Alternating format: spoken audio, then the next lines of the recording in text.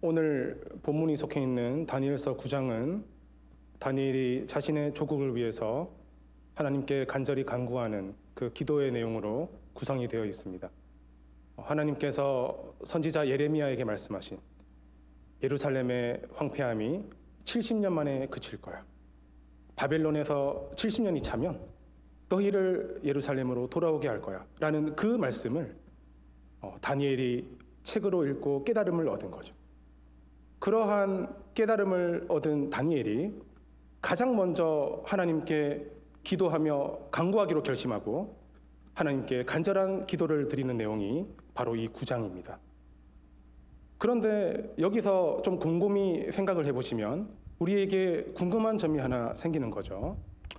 이 다니엘이 기도하게 된 동기, 그 이유는 책을 보다가 이런 하나님의 약속의 말씀이 있었구나 라는 깨달음을 얻으니까 기도해야겠다 라는 결심으로 갔다는 거거든요. 자, 그렇다면 이런 다니엘의 모습을 보는 우리들도 그렇지, 그럴 땐 기도해야지, 이렇게 바로 기도와 연결이 되시는지를 모르겠어요. 어떠세요?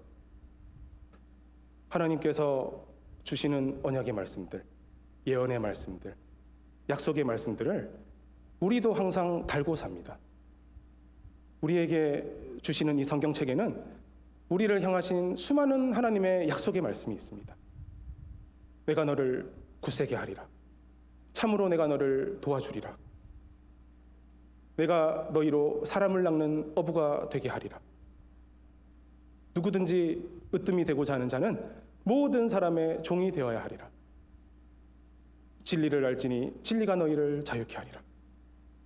내가 세상 끝날까지 너희와 항상 함께 있으리라. 이 성경책에는 우리에게도 주시는 수많은 하나님의 약속의 말씀들이 있는데 우리가 그걸 본다고, 그걸 읽고 깨달음을 얻는다고 그때마다 바로바로 기도의 자리로 나아가지는 않을 수도 있는 거죠. 사실 이 다니엘도 마찬가지입니다. 책을 보고 깨달음을 얻은 순간 친구들에게 뛰어간다든지 이스라엘 사람들을 모아서 이걸 알려주면서 우리 한번 힘내자 라고 한다든지 아니면 이거 자동으로 되는 건가? 우리가 한번 뭐라도 하기를 하나님은 원하시나? 우리 한번 힘합쳐 볼까요? 라고 한다든지 날짜 계산을 면밀하게 해보면서 몇 월 며칠이 하나님이 약속하신 그날인지 계산을 해본다든지 해방되는 날이 오면 그날 나 옷 뭐 입지? 얼마든지 다양한 많은 생각과 행동들을 할 수 있지만 다니엘은 이러한 약속의 말씀을 책으로 보고 깨달음을 얻은 순간 기도의 자리로 나아갔다는 거죠. 다니엘은 지금 포로로 사로잡혀 있는 그 자기 나라 해방시켜 주실 그 하나님의 약속을 대하고 있는 건데 우리와는 급이 다르지 라고 생각을 하실 수도 있지만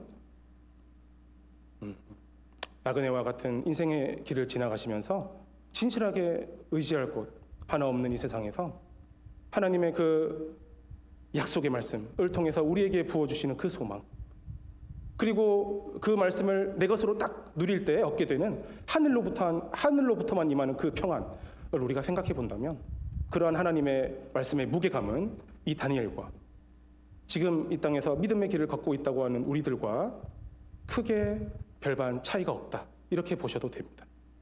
제가 지금 무슨 말씀 드리는지 아시겠죠? 이거 다니엘 진짜 꼭 기도해야 될 자리였네. 그래서 기도한 게 아니라는 거죠. 이 정도면 당연히 기도해야지. 그래서 기도의 자리에 나아간 게 아니라 그냥 다니엘은 뭐든 간에 건수만 있으면 항상 기도를 통해 하나님과 깊은 교제를 하는 자였다. 그런 사람이었다. 이렇게 보셔야 합니다. 이런 자의 기도는 달라요. 한번 잘 생각해 보십시오. 이 포로 생활을 하고 있는 이스라엘 민족에게 하나님께서 예전에 선지자를 통해서 약속하신 그 70년, 그 기한이 이제 다가오고 있어요. 자, 그걸 지금 책을 통해서 깨닫고 지금 기도하는 거예요. 우리도 기도 한번 해볼까요? 어떻게 기도해야 돼요? 하나님, 기억나시죠?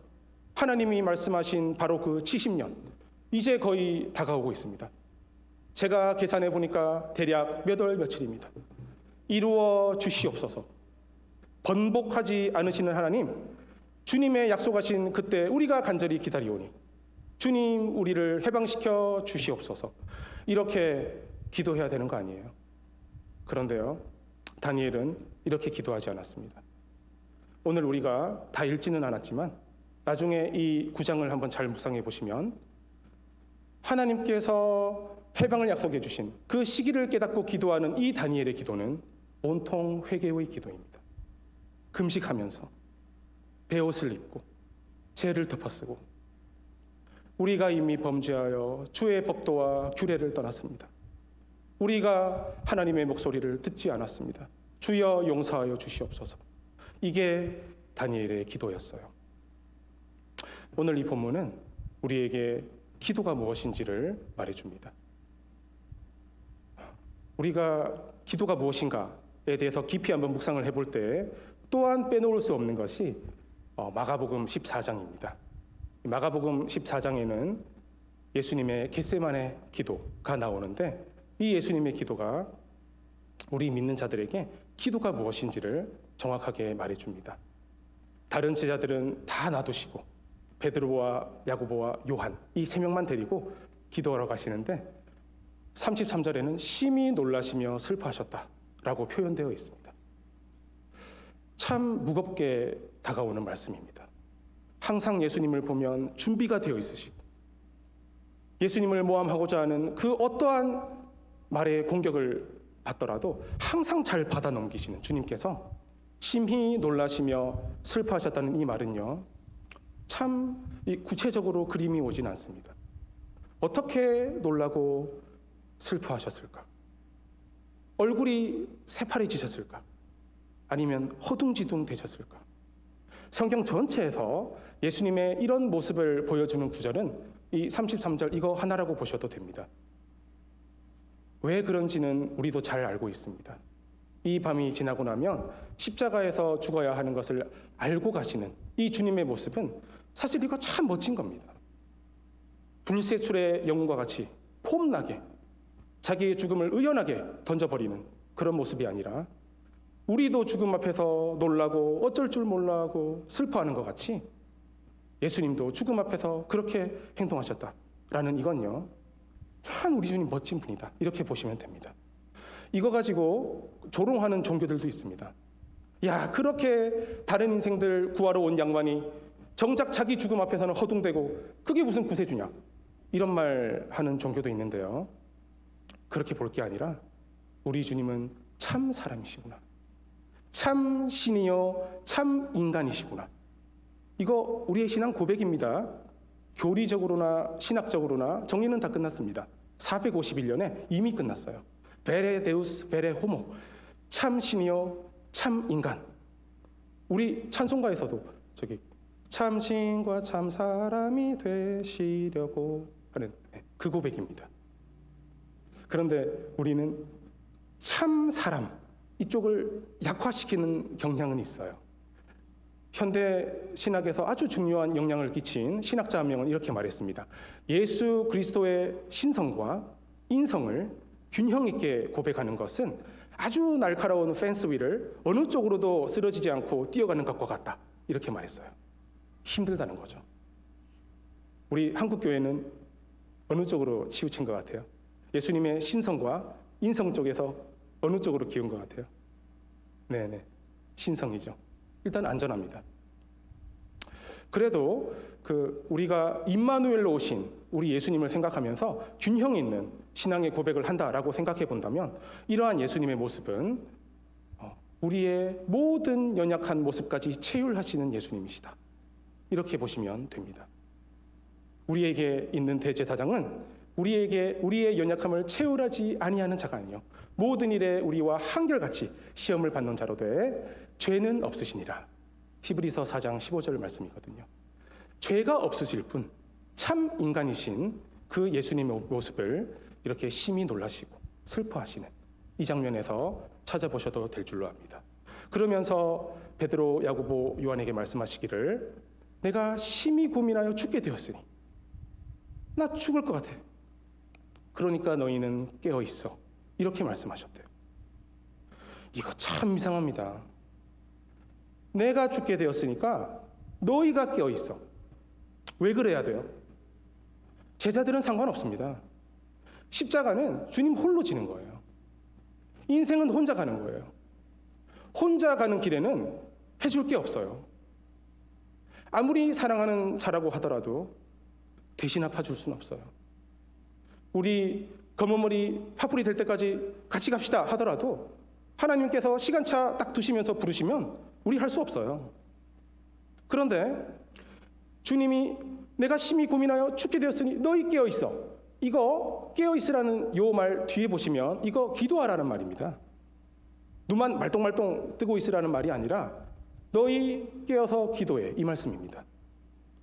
나 죽게 되었으니까 너 기도해. 이거는 참 많이 생각해 보셔도 됩니다.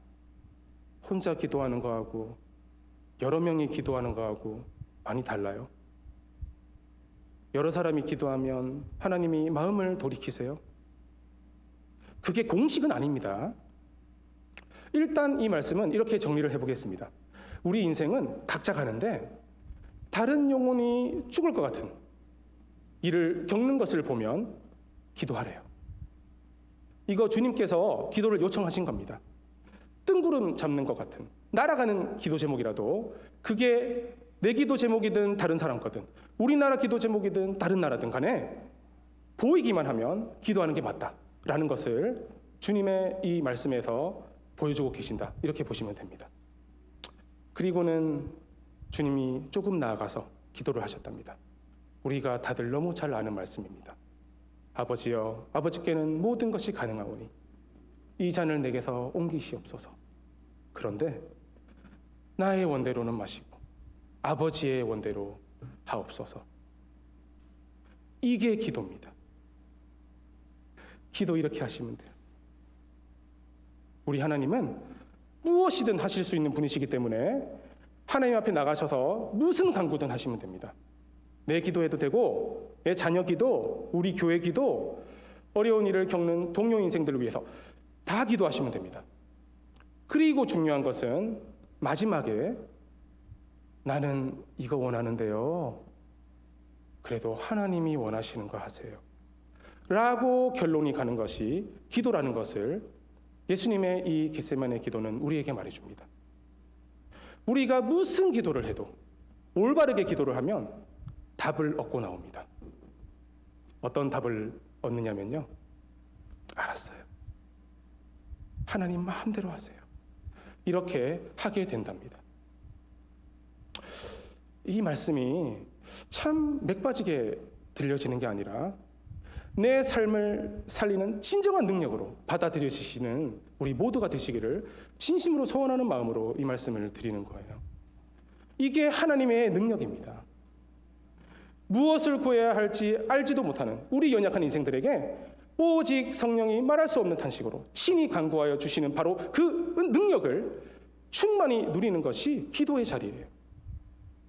내가 내 자신에 대해서 아는 것보다 나를 더 잘 알고 계시는 하나님께서 어련히 알아서 나에게 가장 좋은 것으로 주시지 않겠어? 하는 마음으로 우리가 원하는 것을 다 아뢰일지라도 마지막에는 하나님 원대로 해주십시오. 이게 기도입니다. 이 말씀에 근거해서 기도를 정의를 내려본다면요. 기도는 내가 원하는 것을 쟁취하는 자리가 아니라 내 뜻을 꺾는 자리입니다. 저쪽 보고 있는 하나님을, 다 계획이 있으신 하나님을 하늘이 땅보다 높은 같이 내 길은 너희의 길보다 높으며 내 생각은 너희의 생각보다 높음이니라. 우리보다 항상 나으신 하나님을 내가 바라보는 자리로 데려와서 내 일하도록 시키는 자리가 기도가 아니라 하나님이 원하시는 것을 우리는 알지 못하고 혹은 하나님이 원하시는 것을 알겠는데도 불구하고 여전히 내 뜻을 꺾지 못하는 우리가 내 뜻을 꺾을 수 있는 유일한 자리가 기도라는 것을 주님께서는 우리에게 말씀해 주고 계십니다. 하나님, 제가 원하는 건 이겁니다. 제발 이것 좀 제발 해주십시오. 그런데요, 제가 원하는 대로 하지 마세요. 아버지가 원하는 대로 하십시오. 이게 기도랍니다. 기도의 다른 것으로는 이런 종류의 것이 나올 수가 없느니라 딱 말씀하셨어요. 기도 외에는요, 우리 인생은요, 자기가 가진 뜻 절대 안 꺾습니다. 안 꺾습니다. 우리는 다 보관이 있어요. 해안으로 가득 차 있어요. 안 바꿉니다. 오직 기도의 자리에 나아갈 때 아버지 뜻대로 하세요. 요게 나온답니다. 이거 대단한 겁니다. 기도의 힘이 바로 여기서 나오는 거예요. 어차피 하나님의 뜻대로 다 될 거면 기도할 필요가 뭐가 있어? 그건 아니래요. 오늘 주님이 베드로, 야고보, 요한에게 오셨는데 자고 있었대요. 자냐? 1시간도 깨어 있을 수 없어? 시험에 들지 않게 깨어 기도해. 누구 시험이에요? 누구 시험인데요? 주님이 자기 죽게 서서 기도하라고 한 것은 나 힘드니까 너도 나 힘 좀 보태 한 게 아니라 너 스스로를 위해서 기도하래요. 주님과 제자들은 딴 길 가는 겁니다. 주님은 십자가의 길 홀로 가시는 거예요. 그런데 주님의 문제를 봤을 때 주님이 제자들에게 기도를 요청하시고 제자들이 기도를 하면 그 기도는 누구를 위해서 기도하느냐? 제자들 자기 스스로를 위해서 기도하는 거래요. 주님이 그냥 지나가면서 깨어있어 이렇게 말씀하신 거 아닙니다. 3번이나 일부러 오시면서 체크를 하신 거예요. 이거는 분명히 의미가 있어요. 주고자 하는 바가 있으신 겁니다. 기도는 우리 주님께서 힘들어서 너도 힘 좀 보태 이렇게 요청하신 게 아니고 기도하지 않으면 준비되어 있지 못한대요. 시험에 든대요. 시험에 들지 않게 깨어있어 기도해. 무슨 말입니까? 우리에게 어떤 일이 딱 터졌을 때 하나님 앞에 사는 자답게 하나님을 아버지라고 모시면서 믿음의 길을 가는 하나님의 자녀 된 자답게 준비가 딱 될 수 있게 만들어주는 자리가 기도입니다. 주님 보세요. 그렇게 놀라시며 슬퍼하셨던 분이 이 3번 주님 제자들을 방문하시면서 기도를 다 마치셨을 때 주님의 그 단단히 준비됨을 우리는 봅니다. 이제 됐어. 함께 가자. 준비됐어요. 하나님 앞에서 쓰러지지 않고 꿋꿋이 설 준비 딱 하신 거예요. 이때부터는 십자가 지실 그 순간까지 쭉 가시고 다 이루었나이다. 이게 기도의 힘입니다. 나에게 올지 안 올지도 모르는 그 일이 아직 나에게는 오지도 않았고 심지어 남의 일인데도 불구하고 우리가 어떤 일을 겪을 때 어떤 일을 볼 때 이건 지금 나에게 기도를 시키시고 있는 거다라는 것을 척 받아들일 수 있는 자, 그게 바로 믿는 자들의 삶이라는 것을 오늘 본문 다니엘과 예수님의 기도는 우리에게 말해줍니다. 다니엘 보세요. 바로 딱 기도의 자리로 나가잖아요. 이거 기도할 만한 일이네? 아니에요. 기도 제목은 건수예요. 건수 아시죠? 건수. 제가 제 아내랑 연애도 하기 전에 한번 꼬셔보려고 어떤 건수로 만날 수 있을까? 뭐라고 말해야 나올라나? 완전히 집순이거든요. 집 밖을 안 나와요. 좋은 건수 없나? 근데요, 어떻게 해서 한번 만나면요, 끝이죠. 건수가 뭐가 중요합니까? 만나는 것 자체가 중요한 거죠. 기도는 하나님을 만나는 자리입니다. 내 말만 막 쏟아놓고 뒤돌아가는 게 기도가 아니라 하나님을 대면하는 자리입니다. 이 하나님을 만난다는 말이 너무 추상적으로 들리지 않으시기를 바랍니다. 많이 만나보셨을 거예요. 나 하나님을 만났어. 이거는 사람마다 좀 다를 수 있지만 그래도 좀 공통적인 것을 말씀을 드려본다면 마음속에 그렇게 평안이 찾아와요. 이 세상 그 어디에서도 줄 수 없는, 나도 그 근거를 알 수가 없는, 그런데 그렇게 평안할 수가 없어요. 그런 평안, 그거 하나님이 주신 겁니다. 딱 하나님을 만나기만 하면, 그 하나님을 딱 대하는 순간 내가 이 세상에 살면서 가지게 되는 그 수많은 기도 제목들, 나를 에워싸고 있는 그 많고 복잡한 일들, 그거 다 사라집니다. 세상과 나는 간 곳 없고 구속한 주만 보이도다. 이 고백 나오게 되어 있습니다. 하나님 뜻대로 하십시오. 이런 자는요, 세상이 감당하지 못합니다. 다니엘 감당 못합니다. 왕의 금신상에 엎드려서 절을 하지 아니하면 맹렬히 타는 불무불에 던져버릴 거야. 응, 아냐? 누구든지 왕 외에 어떤 신에게도 기도하면 사자굴에 던져버릴 거야. 응, 아냐? 감당 못합니다. 이런 자의 기도는 23절에 나옵니다. 기도를 시작할 즈음에, 오늘 말씀의 제목입니다. 기도를 시작할 즈음에 하나님께서 기도 내용 다 듣기도 전에 하나님의 나라와 하나님의 의를 구하는 기도를 하는 자, 기도를 통해 하나님을 만나는 자의 기도는 기도가 시작될 때부터 이미 하나님이 명령을 내리신대요. 천사에게 무슨 명령을 내리십니까? 너에게 지혜와 총명을 주려고 왔어. 너는 크게 은총을 입은 자야. 너에게 환상을 보여줄 거고 너는 깨닫게 될 거야. 그리고 어마어마한 환상을 보여주십니다.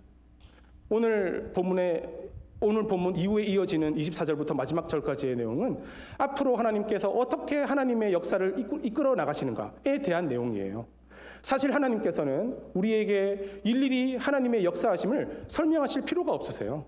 우리는 이해도 못하고 다 받아들일 수도 없는 그 오묘한 하나님의 역사하심을 우리에게 일일이 어떻게 다 알려주시겠습니까?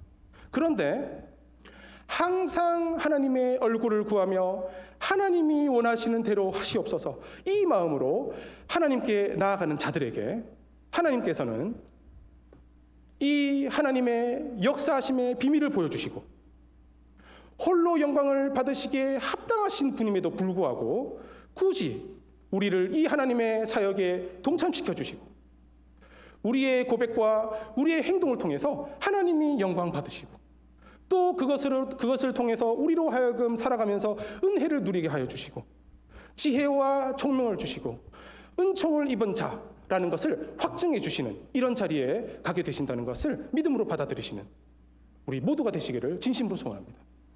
말씀을 맺겠습니다. 오늘 예수님께서 하신 말씀 중에 아주 중요한 말씀이 있어요. 주님께서 세 번째 제자들에게 오셨을 때는요, 됐대요. 그냥 잘해요. 무슨 말인지 아시겠죠? 기도할 때가 끝났어. 기도의 때가 있답니다. 무엇인가를 준비하도록 급하게 요청하시는 그 음성을 주님께서 제자들에게 직접 말씀을 하신 것처럼 우리에게도 말씀하고 계신다라고 여기시면서 우리도 어떠한 기도 제목이라도 보이면 그것이 나를 단단하게 준비시키기 위한 하나님의 음성이구나. 하나님이 또 내 삶에 충만한 것을 채워주시려고 기도로 시키시는구나 라고 딱 받아들이시기를 진심으로 소원합니다. 그래서 우리가 잘 아는 말씀 데살로니가전서 5장 17절에는 쉬지 말고 기도하라 라고 말씀을 하시는 거죠. 그거 꼭 기억하시면서 범사에 하나님을 인정하고 우리의 일상에서 하나님을 대면하는 기도의 자리로 항상 나아가심으로 말미암아 그럴 때 우리가 할 수밖에 없는 우리의 고백, 아버지 뜻대로 하세요 라는 고백을 할 때 하나님께서 보여주시는 그 하나님의 놀라우신 일을 목도하시는 우리 모든 주의 자녀들이 되시기를 높으신 예수님의 이름으로 축원합니다.